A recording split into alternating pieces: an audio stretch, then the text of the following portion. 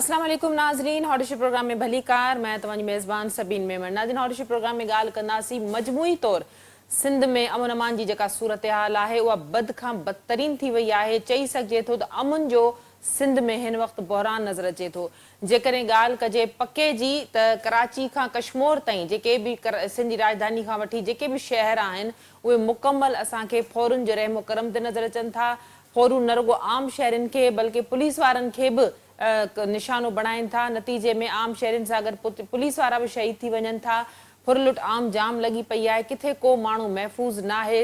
समूरे कराची शहर में CCTV फुटेजनि बावजूद हिन वक़्त ताईं पुलिस उन्हनि ॾोहारियुनि ताईं पहुची नथी सघे। इन हवाले सां गुफ़्तगू कंदासीं। इन खां अलावा कचे जे हवाले सां जेकॾहिं ॻाल्हि कजे त सिंध जा 3 ज़िला मजमूई तौर हिन वक़्तु धाड़ेलनि जी मुकमल गिरफ़्त में आहिनि। ईअं चई सघे थो त उते धाड़ेलनि जो राज आहे। सिंध जे 3 ज़िलनि में हिन वक़्तु मुकमल तरह धाड़ेल राज नज़र अचे थो, जिते सिंध हुकूमत जेका आहे उन्हनि जी रिट मुकमल तौर नाकाम नज़र अचे थी। इन ते सिंध जे वॾे वज़ीर जेको बयानु ॾिनो आहे, सिंध जे वॾे वज़ीर जो चवणु आहे त निगरान हुकूमत में अमन अमान जी सूरत हाल अञा वधीक ख़राब थी, जॾहिं त सिंध में गुज़िरियल 15 सालनि खां पीपुल्स पार्टी जी हुकूमत आहे। चौथों टेन्यूर आहे। धाड़ेलनि जे ख़िलाफ़ केतिरा ई ऑपरेशन थियण बावजूद हिन वक़्त ताईं के जोगा नतीजा न निकिरी सघिया आहिनि। नतीजो इहो निकितो आहे त प्रिया कुमारी जे एहतजाज खां वठी सिंध में एहतजाज अमुन जे एहतजाजनि जे हवाले सां हिन वक़्तु बाहि भरियल आहे त उते सिंध जो जेको घरू वज़ीर आहे उन जो चवणु आहे त अमन अमान जी सूरत हाल कराची में बि एतिरी ख़राब न आहे जंहिंखे वधाए चढ़ाए पेश कयो पियो वञे। बहरहाल इहा ज़िम्मेवारी रियासत जी सिंध में पीपुल्स पार्टी जी सरकार जी थिए थी त सिंध में अमन अमान जी बहाली खे यकीनी बणायो वञे। इन हवाले सां जेके बि फ़ैसिला कया वञनि उन्हनि खे हंगामी बुनियादनि ते एमरजेंसी बुनियादनि ते कयो वञनि। इन हवाले सां जिन महिमाननि मूंखे जॉइन कयो आहे तारीफ़ कराईंदे लाइ पीपुल्स पार्टी जो मौक़िफ़ ॾियण जे लाइ नईम अवान साहब मूंखे जॉइन कयो आहे, जॾहिं त MQM जो मौक़िफ़ ॾियण जे लाइ राशिद खिलजी साहब मूंसां गॾु आहिनि। आप दोनों मोअज़्ज़िज़ मेहमानों का बहुत ज्यादा शुक्रिया। नईम साहब, शुरुआत करूंगी। सिंध में पीपुल्स पार्टी की हुकूमत है, आपका ताल्लुक पीपुल्स पार्टी से है। अमन अमान की सूरत हाल कराची से कश्मीर तक ऐसा कहा जा सकता है कि अवाम मुकम्मल तौर पर धाड़ेल और डाकुओं के रहमो करम पर हैं। कहाँ है रियासत, कहाँ है इंतजामिया, कहाँ है Sindh government? Thank you very much Sabeen, आपने बीपर पे लिया। असल बात यह है कि बिल्कुल इसमें दो राय नहीं है। ये रियासत का काम होता है कि अमन व अमान को जो है वो तहफ़्फ़ुज़ देना और तमाम जितने भी हमारे स्टेक होल्डर होते हैं या फिर हमारे वोटर होते हैं उनको हर तरीके से वसाइल देना। लेकिन ये इशू अगर मैं बात करूँ, ये सिर्फ दही इलाकों के अंदर ये इशूज़ नहीं है, ये पूरे पाकिस्तान के अंदर एक जो है मसला बना हुआ है। अगर दही इलाकों की बात करूं, शहरी इलाकों की बात करूं, तो शहरी इलाकों के अंदर आज भी अगर आप ये देखें कि कराची के अंदर जो इश्यूज हैं, जो इस वक्त मोबाइल स्नैचिंग के जो मामलात हैं या फिर इस वक्त जो है वो सूरत हाल आपके सामने आए दिन जो नजर आती है, इस पे देखें मैं आपको बताऊं, क्योंकि अभी हुकूमत दोबारा बनी है और पिछले जो टाइम गुजरा निगरान सेटअप के अंदर जितनी आज़ादी इनको मिली गई, जितनी आज़ादी इनको दी गई, उसको अब ठीक करने में शायद मेरा ख्याल है हमें थोड़ा सा वक्त लग जाए। लेकिन इन सारी बेचैनी जो सूरत हाल जो बनी हुई है, सारी सूरत हाल को अगर मैं 2 मिनट के लिए तस्वर करूं या मैं आपको कैलकुलेशन दूं, देखिए हमने बिल्कुल इसमें हमारी हुकूमत पिछले सेटअप में थी और अब भी हमें लोगों ने वोट दिया है और हमें इलेक्ट किया है। लेकिन मैं आपको बताऊं कि पिछले जो 5 साल गुजरे थे, पिछले जो 5 साल से 3 साल जो गुजरे थे, जो IIPTI लोगों के करा के लोगों की जिस तरीके से हुई निकाली, गुर्बत, महंगाई, बेरोजगारी सतह पे चली गई कि लोग, अभी मैं आपको बताऊं कि पिछले साल जो दारुशुमार आया था उसके अंदर जो लोग अरेस्ट हुए कराची से लेकर हमारे सिंध तक, तो उसके अंदर 80% वो लोग थे जो आदि मुजरिम नहीं थे, जो हमारे पास जो लोग अरेस्ट हुए थे। और आदि मुजरिम ना होने की वजह क्या बनी, जब उनको पुलिस अरेस्ट करती थी तो वो एक ही बात करते थे कि मेरा छोटा बच्चा है, 2600 रुपए का उसका दूध आता है, मैं क्या करूं। बच्चा नहीं समझता कि मैं बेरोजगार हूं, कि 2600 का दूध मैं कहां से खरीदूं। आखिरकार मैंने पिस्तौल निकाली, छुरी निकाली। जब दूसरा कोई अरेस्ट करती थी पुलिस तो आगे से जवाब आता था नईम साहब, ये कोई माकूल जवाब नहीं है। नईम साहब, ये कोई माकूल जवाब नहीं है कि अगर किसी के पास पैसे ना हो तो वो जो है लोगों का कत्ल करता फिरे, बंदूक लेके, छुरा लेके निकल जाए। इस तरह तो फिर बहुत ज्यादा लोग बेरोजगार हैं, बहुत ज्यादा लोग जो है बड़ी मुश्किल से अपना गुजारा कर रहे हैं। फिर तो जो पूरी सोसाइटी वो बेलगाम हो जाएगी ना। सबीन, जो वो कर रहे थे मैं समझता ही हूँ कि और पाकिस्तान पीपल्स पार्टी भी समझती है वो सरासर गलत था। देखें, हमारा काम ने अमन अमान कायम रखना और हर तरीके से तहफ़्फ़ुज़ देना। लेकिन सारे तहफ़्फ़ुज़ प्रोसेस के अंदर देखें ना, अब यहाँ पर इश्यूज जो है वो यहाँ कुछ और इश्यूज हैं, केपीके के इश्यूज कुछ और हैं। केपीके के अंदर आज भी आप जाए तरीके तालिबान, लोग देखते हैं 50,000 कमाने वाला कितना, उसको प्रति की पर्ची अलग जाती है। केपीके के अंदर अभी जो अभी एक बड़ा इंसिडेंट हुआ, जो हमारे जो है वो चाइना से आए हुए डेलीगेशन के साथ जो कुछ हुआ, और आज जो केपीके के अंदर जो सूरत हाल बनी हुई है, मैं ये नहीं कह रहा नहीं साहब, बिल्कुल बिल्कुल, जितनी मजम्मत की जाए कम है, लेकिन आप लोग अकाउंटेबल हैं, आप लोग अकाउंटेबल हैं। सिंध में पीपल्स पार्टी का चौथा टेन्योर है, 15 साल कम नहीं होते। इनको चीजों को कंट्रोल करेंगे। मैंने कहा ना, 3-6 महीने जो हमारा सेटअप नहीं था, जो निगरान सेटअप था, इस निगरान सेटअप के अंदर बहुत इनको आजादी मिली। आप देखेंगे इंशाल्लाह ताला एक बड़ा लॉकडाउन हुआ हुआ है स्टार्ट, बड़ा जो है वो ग्रैंड ऑपरेशन स्टार्ट हुआ हुआ है। ये तमाम जितने भी जो लोग हैं इनको अरेस्ट भी करेंगे, उनको सजाएं भी इंशाल्लाह ताला देंगे। ठीक है। खिलजी साहब, मौक़िफ़ सुना आपने नईम साहब का, उन्होंने जवाब दिया कि केपीके में बिल्कुल इंसिडेंट्स जिस तरह पूरे मुल्क में दहशत गर्दी है उसकी भरपूर मजम्मत की जाती है और रियासत से मुतालबा करती है आवाम के अमन अमान की बहाली को यकीनी बनाया जाए, लेकिन इसका ये मतलब नहीं है कि सिंध में पीपल्स पार्टी ने 15 साल हुकूमत की, अब ये चौथा टेन्योर है और सिंध में कराची से कश्मीर तक हालात ये हैं। जी राशिद साहब। मैं ये समझता हूँ कि नहीं तो किसी आइडियल दुनिया में रहते हैं जी। मेरी समझ से बाला तर ये बात कहना मजाक के मुताबिक है जी कि ये जो निगरा सेटअप था ये इसमें खुली छूट मिली। भाई निगरा सेटअप भी जो था मुकम्मल पीपल्स पार्टी की आशीर्वाद से बना था। मकबूल बाकर साहब हर वो काम कर रहे थे जिसकी परमिशन मकबूल बाकर के साथ जो स्टाफ तैनात था वही था कि जो मुराद अली शाह साहब के साथ था। यानी कि कोई चेंजिंग नहीं थी, सिर्फ एक आदमी की तब्दीली हुई थी मुराद अली शाह की, बाकी सब लोग तो वही थे। सिस्टम पूरा वही था, सेक्रेटरी ज्यादातर वही थे, पुलिस के आला अफसरान वही थे। शहरी इलाकों में उन इलाकों के SHO तैनात हैं जिन्हों को शहर की डेमोग्राफी का नहीं पता। और ये कहना कि भाई हमने अच्छा किया है, भाई आपने क्या अच्छा किया, आप सिर्फ पुलिस को एक टूल के तौर पर इस्तेमाल करते रहे। पाकिस्तान पीपल्स पार्टी इस चीज की वजाहत करे कि अगर किसी ने बकौल इनकी बात को एक लम्हे के लिए मान ले कि लोगों ने गुर्बत की बिना के ऊपर चोरी डकैती की, तो भाई ये रोजगार देना 18वीं तरमीम के बाद किसकी जिम्मेदारी है? आप पैसे देके रोजगार देंगे, फैक्ट्रियां बंद कराएंगे, भत्ताखोरी आम होगी, तो इस सिंध के अंदर कौन काम करेगा? आपके जो लेबर लॉज हैं वो ऐसे यहाँ लोग फैक्ट्रियां बंद कर रहे हैं। ये कहना बहुत आसान है कि हम अच्छा कर देंगे। भाई IG सिंह साहब ने अपनी तैनाती के बाद जो पहली मीटिंग की उसके अंदर उनका जो टॉप एजेंडा था वो ये था, भाई टास्क फोर्स बना रहा हूँ, ये गुटखा मैनपुरी रोकनी है। भाई गुटखा मैनपुरी आने वाले रास्तों के ऊपर आप बॉर्डर सिक्योरिटी फोर्स के जरिए रोकें, रेंजर्स के जरिए रोकें। शहर के जितने दाखिली रास्ते, सिंध के जितने दाखिली रास्ते, वहां से चीजें आए नहीं सिंध के अंदर, तो कैसे ये मैनपुरी गुटखा बन जाएगी यहाँ जब खाम माल ही नहीं आएगा? लेकिन IG सिंध के लिए शहर के अंदर मोबाइल स्मैचिंग कोई मसला नहीं है। उससे बड़ा लतीफा जिया रंजान साहब ने सुनाया। मुझे तो हैरत होती है कि ऐसे लोगों को कैसे वजीर बना दिया जाता है। भाई जिया रंजान साहब कहते हैं कि अगर शहरियों ने अपना दिफा किया तो इसका मतलब डाकुओं का मुकाबला डाकू से होगा। ये कौन सी बात है?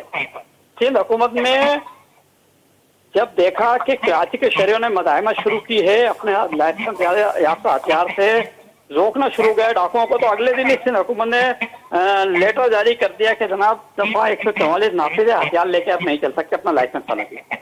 तो भाई इसका क्या मतलब है कि आप कहीं ना कहीं मिले हुए हैं, आप एक इंडस्ट्री बना रहे हैं। आज तो तमाम अखबारी रिपोर्ट कह रही हैं कि कश्मीर कंदकोट ये जो इलाके हैं जहाँ डाकू खुले आम डकैतियां कर रही है, 2 बिलियन से ऊपर की, 2 अरब से ऊपर की वो एक इंडस्ट्री बन चुकी है। लोगों को बुला के अगवा किया जाता। तो ये कौन लोग हैं? पुलिस की कई वीडियो वायरल है जिसमें पुलिस वाला उनसे रिक्वेस्ट कर रहा है, मिन्नत समाजत कर रहा, बोला छुप जाओ साहब, आज फिर चले आना तुम। यानी कि पीपल्स पार्टी बात को मानने के लिए तैयार नहीं है। और अब भी ये मैं कहता किसी ख्याली दुनिया में रह रहे हैं, किसी ऐसी दुनिया में रह रहे हैं जहाँ हर चीज अच्छा नजर आ रहा है, हरा ही हरा नजर आ रहा है। तो मैं समझता हूँ पीपल्स पार्टी का सबसे पहले तो नईम साहब ने यह भी कहा कि सिर्फ सिंध में नहीं, निगरान हुकूमत के दौर में ये हालात मजीद खराब हुए जो छूट दे दी गई। अब सारे अफसरान तो इन्हीं के लगाए हुए थे ना। मुझे ये बताएं कि सबीन सारे अफसरान इनके लगाए हुए थे, SHO मेरे शहर के अंदर तो वही लगे हुए। आज भी जो पीपल्स पार्टी के 6 महीने पहले लगे थे तमाम DSP वही लगे हुए। तो मैं कैसे समझूंगा ये तब्दीली आई थी? कोई तब्दीली नहीं थी, सिर्फ एक वजीर आला चेंज हुआ था, कैबिनेट के कुछ लोग चेंज हुए थे, मकबूल वाकर साहब पीपल्स पार्टी के कहने पे आमना साधकना कह रहे थे, तमाम पुलिस अफसरान इनकी मर्जी से लग रहे थे, आईजी सिंह इनकी मर्जी के थे, जो पंजाब से आए थे रिफत मुख्तार साहब, और जो मौजूदा आईजी ये लेके आए इनका भी आप अप्रोच देखे। आईजी साहब ने आते के साथ ही सबसे पहली बात ये की कि भाई हम टास्क फोर्स बनाएंगे, गुटकी मैनपुरा पकड़ेंगे। उन्होंने ये नहीं कहा कि हम जलाम पेशा मास्टर सिंह की बेच नहीं करेंगे, कच्चे के इलाके के डाकों से सिंह को महफूज करेंगे। उन्होंने पहला काम कहा गया भाई हम, अरे भाई मैनपुरी गुटके को आप रोको, आप तमाम दाखिली रास्ते बंद कर दो जहाँ से इसका खाम माल आता है। नईम साहब आपने गुफ्तगू सुनी खिलजी साहब की।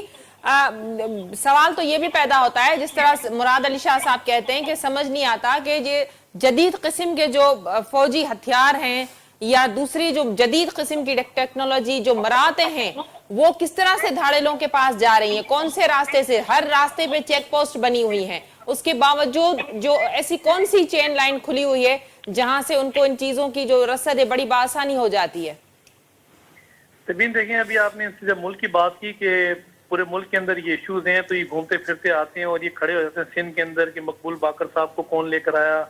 तो बात ये मकबूल बाकर साहब को हिदायत कौन जारी करता था। तो कहने का मतलब है कि ये सिर्फ इनको फोबिया है पाकिस्तान पीपल्स पार्टी की हुकूमत से। मेरा ख्याल है ये भूल गए हैं वो वक्त भी जब कराची के अंदर यहाँ गिनतियां होती थी, इस कराची के अंदर लोगों को उठा के ले जाते थे और सेक्टर के ऊपर ले जाके ज़िबा करते थे। बोल गए उस कराची को। भाई कोई एक मिसाल दे दें, नहीं मामान साहब एक मिसाल दे दे, कोई एक मिसाल दे के बात कीजिएगा, हवाओं में बात कीजिएगा। मैं आपको बताता हूँ, सुने बात सुने, हम बताएंगे कि किस तरह प्याई का याद रखा हो, तो हम बताएंगे। खिलजी साहब नईम साहब को कंप्लीट करने दें। खिलजी साहब मैं आपकी तरफ आ रही हूँ।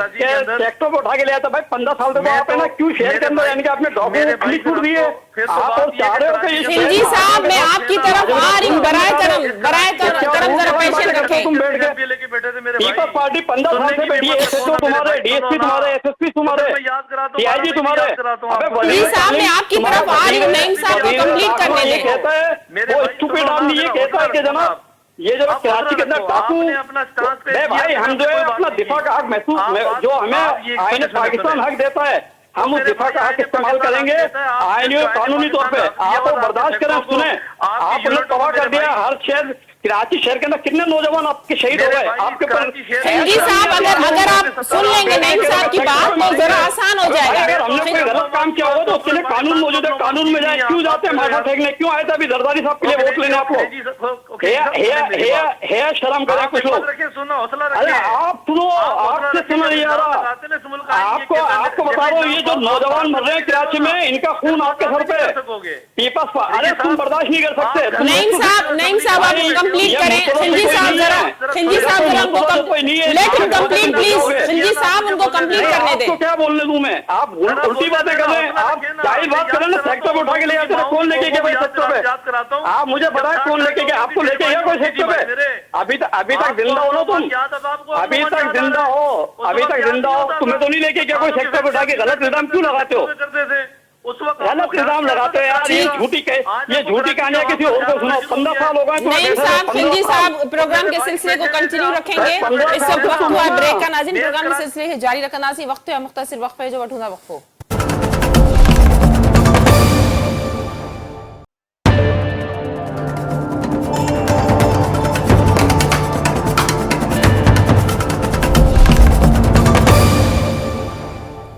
वेलकम बैक नाजरीन, प्रोग्राम जो सिलसिले रखते बताई खिलजी साहब जरा नईम साहब को कंप्लीट करने दें, फिर मैं आपका मौक़िफ़ जरूर चाहूंगी कि आप उस पर कमेंट करें, जवाब दें। जी नईम साहब, खिलजी साहब आप जरा उनको बात करने दें। खिलजी साहब जरा थोड़ा सा करने देना। जी खिलजी साहब आप इधर उधर की बात नहीं करो। ये बता के काफिला क्यों लौटा, क्यों 15 साल से आपकी हुकूमत है, क्यों शहर के अंदर बताता हूँ आज नौजवान कत्ल हो रहे हैं, शहरी के पाकिस्तान के लोगों के बच्चे कत्ल हो रहे हैं। आपको अंदाजा नहीं है, आप और बैठ के बातें करते हो ठंडे कमरों में, ग्राउंड पे नहीं है तुम लोग। खिलजी साहब जरा नईम साहब की बात सुन लें। नहीं है ना, अब तो आपकी हुकूमत है, आप कर लो सही। जब आपके डीएसपी अभी तो तुम कुछ भी नहीं कर रहे ना भाई। आप हमारे सेक्टर इंचार्ज के बाद अपने जूते उतार किया, वो भी कराची। अरे भाई हम करते थे, जो करते थे वो गलत करते थे। नईम साहब मुझे ये बताएं, नईम साहब मुझे ये बताएं, आप 15 घंटे का झूठ बोल रहे हो। नईम साहब घरों तो भाई अब तो आपके पास है, आप करो सही, क्यों नहीं करते सही? हम तो कर रहे हैं ठीक ना मेरे नहीं कर रहे, कोई सही नहीं कर रहे आप लोग। रोज है आपका वजीर दाखिला ये जवाब देता है कि अगर कोई नौजवान अपने दिफा के लिए हथियार उठा ले तो वो गलत है। डाकू का मुकाबला डाकू से होगा। वजीर दाखिला आए इंशाल्लाह ताला। खिलजी साहब भी पता है, ठीक है कराती ना, मुझे पता है कि कितना सही किया है। आप लोग सही करना चाहते हैं, जितने डाकू पकड़े ना रिकॉर्ड निकाले, किन सूबों से ताल्लुक है, किन डिस्ट्रिक्ट से ताल्लुक है? नहीं भाई आप निकाले, आपको जैसे यूनिट इंचार्ज सेक्टर पकड़ लिए ना। अरे भाई कोई सेक्टर इंचार्ज था, यूनिट इंचार्ज था, 15 साल। नईम साहब ये कहिएगा, नईम साहब ये कहिएगा कि वजीर दाखिला का, नईम साहब वजीर दाखिला की जो स्टेटमेंट है, नईम साहब वजीर दाखिला की स्टेटमेंट पे क्या कहेंगे आप? आप नाइल लोग हो, आप मान लो। नईम साहब वजीर दाखिला की स्टेटमेंट पे क्या कहेंगे आप? वजीर दाखिला का कहना है कि बड़ा चढ़ा के चीजें पेश की जा रही है। नईम साहब मुझे जरा बताइए, जवाब दीजिए कि क्या कहेंगे आप? नईम साहब मेरा सवाल आपसे, वजीर दाखिला की स्टेटमेंट पे आप क्या कहेंगे, जिनका ये कहना है कि क्राइम इतना नहीं है जिसको बढ़ा चढ़ा के पेश किया जा रहा है? देखिए जितना क्राइम है ना, क्राइम जो होता है, क्राइम की कोई न कोई जो वजूहत होती है। एक क्राइम जो जब सीन बनता है ना, उस सीन के अंदर जो है वो बहुत सारी नकात देखी जाती हैं।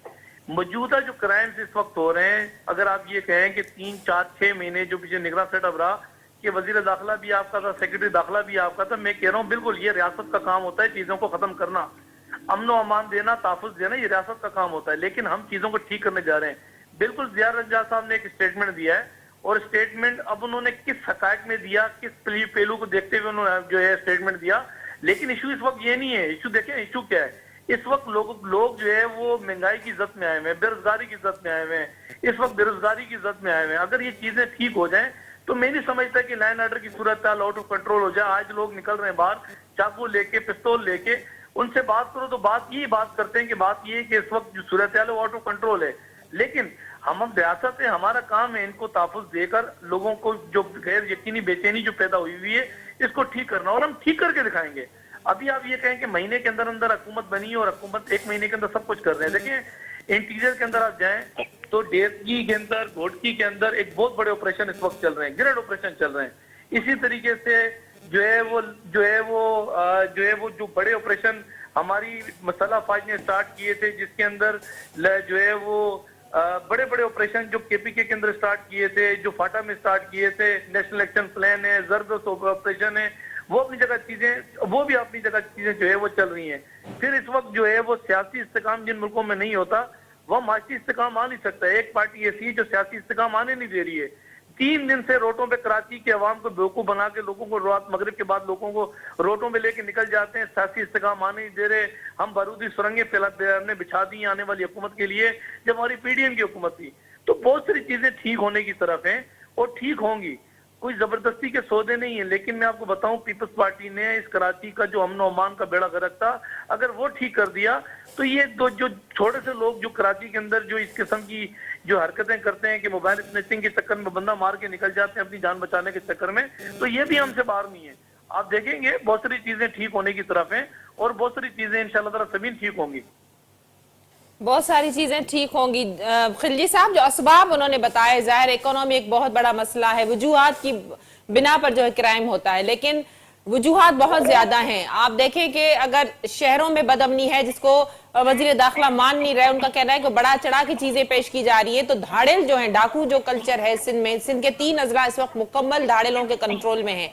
लेकिन वहां होता क्या है कि उनको सरपरस्ती हासिल है, उनको महफूज पनाहगाहें उनकी बनी हुई हैं, उनकी आमाजगाहें बनी हुई हैं, उनको हथियारों की फराहमी बड़ी बासानी हो जाती है, इंटरनेट उनके पास बड़ी मौजूद है, और उनके जो सोर्सेज हैं, चाहे अब वो सरकारी वो सियासी हो सोर्सेज या कोई पुलिस वालों की जानिब से हो, जो उनकी मुखबर हैं उनके, वो भी बड़े मजबूत किस्म के सोर्सेज हैं। इसीलिए उन्होंने 3 अजला को बिल्कुल अपनी ग्रिप में ले लिया है। अभी देखें, सबसे पहले तो ये कि सियासी असर से पुलिस को आजाद किया है।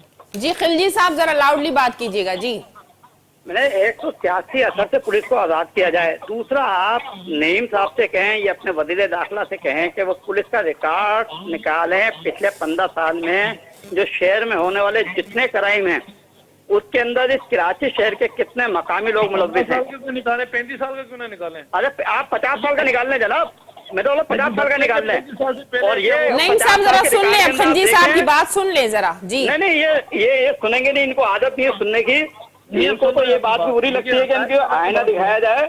आप 50 साल का रिकॉर्ड निकालेंगे, 50 साल के अंदर कराची में होने वाले जितने क्राइम हैं, जिसके अंदर बैंकों से पैसे निकालने के लिए लोगों की पिंडली के ऊपर बम भी बांधे गए थे, रिकॉर्ड पे मौजूद है वो वाकयात भी, निकालें और देखें उसमें कौन लोग मुलव्विस है, किस शहर के लोग मुलव्विस थे। इस शहर के अंदर गाड़ियों के पीछे हथियार बना के कौन चलता है, कौन डकैत। अरे भाई आप सुनो ना, बर्दाश्त रखो। नईम साहब जरा सुन ले, नईम साहब जरा सुन ले, जरा सुनो, आपके पास जवाब नहीं है। आप मैं आपका मौक़िफ़ लूंगी, जरा बात करने दे खिलजी साहब। जुम्मा 8 दिन हुए सियासत करते हुए पाकिस्तान की पीपल्स पार्टी की तारीख में बताता हूँ आपको, जो लोग पाकिस्तान नईम साहब जरा सुन ले, नईम साहब जरा सुन ले, जरा सुन ले। शुरू होती है तो आपकी एप्लीकेशन है जितने आप जीते हो कराची से। अरे मेरे भाई इतनी एप्लीकेशन नहीं थी, आप हरवा दो ना, आप हरवा दो। आप में दम है, आप में तप्पड़ है। अबे भाई हमारी औकात, हमारी खैरात के ऊपर आपकी मेयरशिप मिली हुई है आपको, आप बात नहीं करो मुझसे ये। नईम साहब जरा सुन ले, नईम साहब जरा सुन ले जरा खिलजी साहब की बात। आप यहाँ जाली डोमिसाइल बना के आप भर दिया अपने लोगों को, आपने पैसे ले लेके इस शहर के नौजवानों का रोजगार आपने छीना। आप बातें कर रहे हो, उसके बाद बैठ के आप लोगों को ना सियासत करनी आती है, आपको सिर्फ एक काम करना आता है, वो करप्शन। तो आपसे करप्शन में नंबर 1 पार्टी है। गवर्नेंस के मामले में सिंध सबसे बदतरीन बैड गवर्नेंस के अंदर सूबा है। आप बात करो ना, आप बात करो मेरे भाई। आपका वजीर दाखिला ही कह रहा है, खुद अपने मुंह से मान रहा है कि जड़ा के पहन के जा रहा है, लोग मर रहे हैं उसे नजर नहीं आ रहे, क्योंकि उसके घर का नहीं मरा है कोई, इस शहर के नौजवान मर रहे हैं। तो आप आवाज बुलंद करें ना, आपका भी तिजारत। तो भाई हम तो आवाज बुलंद कर रहे हैं, हम तो कह रहे हैं, हम तो देखेंगे इसके बाद, हम देखेंगे उन डाकुओं को भी देखेंगे, उनके सरपरस्तों को भी देखेंगे। ये आपको मैसेज दे रहा हूँ मैं, आपके जो डाकुओं के सरपरस्त उन्हें भी हम देखेंगे, भूल जाओ उस बात को। और ये जो कह रहे हैं ना कि डाकू का मुकाबला डाकुओं से होगा, इस शहर के बेटे हैं, इस शहर के वारिस हमें, इस शहर का मैंडेट हमारे पास है। आप और के पास क्या मैंडेट है? हमने बायकाट किया, हल्का बंदी आपने की, उसके बाद आप इस शहर की मेयरशिप लेके बैठे हुए हो। आपको अरे भाई कोई खिलजी साहब मुझे ये बताएं कि क्या इक़दाम करने चाहिए। खिलजी साहब ये बताइए कि क्या पीपल्स पार्टी ने कहा कि निगरान हुकूमत के दौर में जो है वो क्राइम ज्यादा बढ़ा, क्या होना चाहिए, क्या हिकमत अमली होनी चाहिए? अभी फौरी तौर के ऊपर वजीर आला साहब एक कमीशन बनाए हाई कोर्ट के सिटिंग जज की निगरानी में, और वो फैक्ट फाइंडिंग करे, पुलिस रिफॉर्म करें, पुलिस को सियासी असर से आजाद कराएं। ये जो पुलिस के अंदर डाकू भर्ती किए गए, इनकी ट्रेनिंग की जाए, जाली तरीके से भर्ती किया पीपल्स पार्टी ने। हो चुका था मेरे भाई खिलजी साहब, लेकिन पुलिस वाले भी तो मारे जा रहे हैं, पुलिस वाले भी तो शहीद हो रहे हैं। तकलीफ क्यों हो रही है? ठीक है, तुमने पैसे लेके भर्ती करवाया, मुझे मान रहा हूँ मैं तेरी बात, तेरे लोग नहीं निकालेंगे, मैं कह दूंगा कि भाई इसके नईम साहब के लोग नहीं निकालो पुलिस से। अरे भाई आपका कराची जाए क्या? कराची का आपको पता क्या है? कराची का क्या तकलीफ हो सकते हैं आप बात करते हो कराची की? कराची के अंदर अरे भाई हम तो ज्यादा कराची नहीं जानते, हम तो ज्यादा नहीं जानते। जुम्मा हर दिन आके बैठो, यहाँ आके तुम कराची के मालिक समझ रहे हो? कराची का मालिक नहीं बनो, कराची के खादिम बनो। अगर तुम्हें कोई इख्तियार दिया तो कराची के खादिम बनो। हम कराची के खादिम है, कराची के बेटे दिन रात, तुम्हें कोई जरूरत नहीं है परेशान होने की। अपने वजीर आला साहब से कहो, अपने वजीर आला साहब के सामने रखो कि निकालें 50 साल का रिकॉर्ड क्राइम का, पता चलेगा कितने डाकू शहर के अंदर दीगर शहरों से आके डकैतियां करते हैं। नईम साहब मुझे ये बताएं कि कब आवाम को कब जो है रिलीफ मिलेगा? अब आवाम वाशी रिलीफ नहीं मांगता, अब अमन का रिलीफ मांग रहा है। कराची के लिए शहर खामोशाबाद करना चाहते हैं, इनका काम सिर्फ लूटा मारी करना है, डकैतियां करना है, और हर किस्म की डकैतियां कर रहे हैं। सरकारी खजाने में भी डकैतियां मार रहे हैं। नईम साहब मुझे ये बताएं कि कब छुटकारा मिलेगा आवाम को इन डाकू राज से? कब कराची में मुसल्लत हुई पाकिस्तान पीपल्स पार्टी नहीं करेगी, सभी नहीं, मैं आपको लिख के दे रहा हूँ, ये पीपल्स पार्टी नहीं करेगी कभी भी। ये सुनने के लिए तैयार नहीं है, इन्हें पता है कि इनके पास बताने के लिए कुछ नहीं है, इसलिए सिर्फ शोर मचा रहे हैं। खिलजी साहब जरा मैं नईम साहब का मौकिफ ले लूं। नईम साहब मेरा मौकिफ तो पूरा नहीं हुआ ना, पहले मेरा बोले मौकिफ। ये वज़ीर आला साहब के सामने रखेंगे ये बात जो मैं कह रहा हूँ, ये रख ही नहीं सकते, इनका एक्सेस ही नहीं है वज़ीर आला साहब तक बात कर रहे हैं ये। आज ये बात करें कराची का रौनक आ रहे हैं, क्यों उस केपीके के अंदर एक जो हुकूमत आके मुसलत पाकिस्तान के ऊपर हुई थी पीटीआई, ये उस वक्त क्यों उनकी सपोर्ट के अंदर खड़े अरे थे? भाई आप वो भी सपोर्ट करते रहे हो, अभी आपने भी सपोर्ट किया। आप छोड़ो मेरी बात, मेरी आप और को पार्लिमानी मामला का नहीं पता, आपको नहीं पता ये जितनी सपोर्ट ये पाबंदी जब लग रही थी आप लोग भी पार्टी कह रही थी कि ये वतन दुश्मन नहीं, इनसे बात की जाए पीटीआई से। हम तो कह रहे थे ये वतन दुश्मन है, इनके खिलाफ पाबंदी लगाओ। आपकी पीपल्स पार्टी खड़ी हुई थी और अभी भी आपके को चेयरमैन ने जो बात की है मालूम कर लीजिएगा उनसे क्या बात जी। कहें। वो इस्लामाबाद के अंदर एक मीटिंग के अंदर के पीटीआई से भी बात हो सकती है, आप हमसे बात कर रहे हो, आपको पता ही नहीं है। आप पहले पढ़ो भाई, आप पहले मालूमात करो पूरी। आप पॉलिटिकली अपने आप को नईम साहब, खिलजी साहब, अगर आप दोनों बात करेंगे इस तरह तो किसी की बात समझ नहीं तो आएगी। आपको बाद में समझ में आई कि गलत अरे हमें तो समझ में आ रही है, आपकी समझ में नहीं आ रही है। आपको जब कह रहे हैं चीजें दुरुस्त करो, आप नहीं कर रहे चीजें दुरुस्त। सियासी इस्तेकाम पैदा करने का, सियासी इस्तेकाम सभी जब तक पैदा नहीं होगा, मैं आपको बता दूं जी। कि यहाँ माशी इस्तेकाम दुनिया के अंदर ये रवाज रहा है कि वहाँ जब सियासी इस्तेकाम होता है माशी इस्तेकाम आता है। लेकिन ये जो लोग इस वक्त नासूर बने हुए हैं, चाहे वो कराची के अंदर, चाहे वो कश्मीर के अंदर, चाहे वो मीरपुर खास के अंदर, या डेरगी के अंदर, या केपीके के किसी भी जो है वो डिवीजन के अंदर, ये है वो रियासत का काम है इनको कंट्रोल करना। और इंशाल्लाह बहुत सारी चीजें जो बीच में बिगाड़ पैदा हुआ है निगरान सेटअप में, ये ठीक होगा। आप देखेंगे यही केपीके जिसमें हमने नेशनल एक्शन प्लान पास करके अल्लाह का शुक्र है अमन अमान दिया, यही कराची नेशनल एक्शन प्लान के बाद कराची को अमन अमान दिया, ये नेशनल एक्शन प्लान के बाद बलूचिस्तान के अंदर अमन अमान दिया। आप देखेंगे इंशाल्लाह दोबारा अमन अमान पैदा होगा पाकिस्तान में। ठीक, बहुत शुक्रिया आप दोनों मौजूद मेहमानों का, आपने आज के प्रोग्राम में टाइम दिया। नाजरीन, अमन अमान जे हवाले सां प्रोग्राम जंहिंमें पीपल्स पार्टी एमक्यूएम जो मौक़िफ़ तव्हां ॿुधो, यकीनन माण्हुनि खे हाणे मुआशी बहरान जे ख़ात्मे सां गॾोगॾु जेको बदअमनी जो बहरान आहे इन जे ख़ात्मे जी बि ज़रूरत आहे। हिन वक़्तु कराची खां कश्मीर ताईं जेके हालात आहिनि उहे तमामु घणा ख़राब थी चुका आहिनि। सिंध जा 3 ज़िला आम माण्हुनि जे लाइ मुकमल तरह नोगो एरिया बणिजी चुका आहिनि, जिते ॾींहुं ॾिठे जो बि धाड़ियल सरेआम माण्हुनि खे अगवा करे वञनि था। जॾहिं त शहरनि जी ॻाल्हि कजे त सिंध जी राजधानी कराची खां वठी सिंध जा वॾा वॾा शहर हिन वक़्तु बदअमनी जे वर चढ़ियल आहिनि, जिते सरेआम डाकू जेके आहिनि से ॾोहारी फुरलुट कनि था, माण्हुनि खे गोलियूं हणी मारे छॾनि था। न रुगो आम माण्हू बल्कि पुलिस वारनि खे बि हाणे निशानो बणायो पियो वञे। ज़रूरत इन ॻाल्हि जी आहे त सिंध हुकूमत फौरी तौर अमन अमान जी सूरत हाल ते हंगामी बुनियादनि ते को वॾो अहिड़ी का हिकमत अमली या एमरजेंसी प्लान तरतीब करे उन ते अमल खे यकीनी बणाए त जीअं वधंदड़ बदअमनी मां आवाम जी जान आजी थी सघे। अॼोके प्रोग्राम जो वक़्तु पिण ते पंहिंजी पुॼाणी ते पहुतो। ईंदड़ प्रोग्राम ते ॾींदा इजाज़त। अल्लाह वाही।